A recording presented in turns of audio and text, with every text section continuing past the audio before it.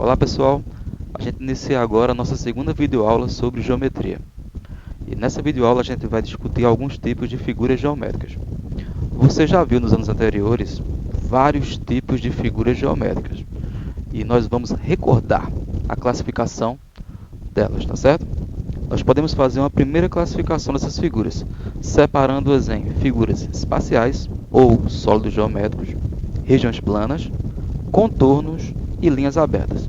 Vamos a cada uma delas.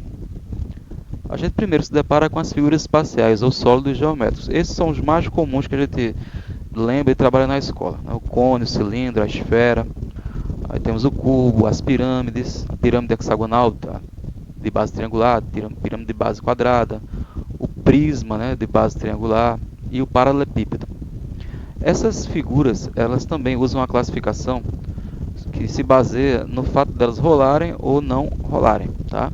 Isso as divide em dois grandes grupos, os corpos redondos e os poliedros.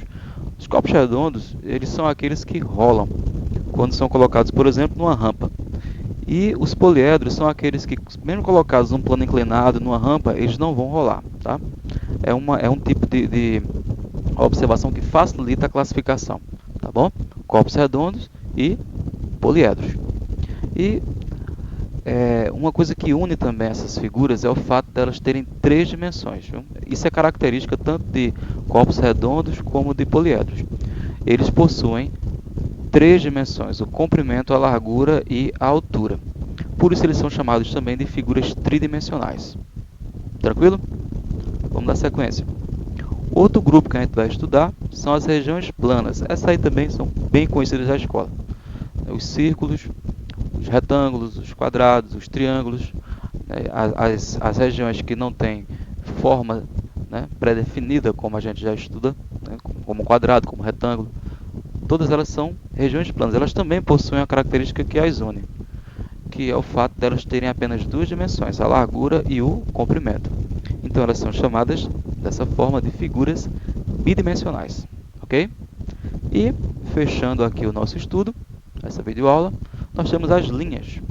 As linhas também são de dois tipos. A gente tem primeiro as linhas abertas, que são aquelas linhas, como o próprio nome já fala, elas não fecham, não criam uma região isolada, elas não se unem criando uma região exterior e uma região interior, tá?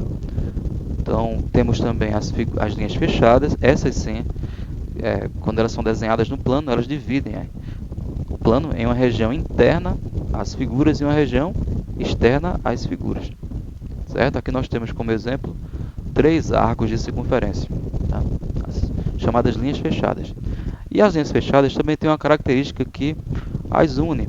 Elas são figuras que têm apenas uma dimensão, elas são figuras unidimensionais.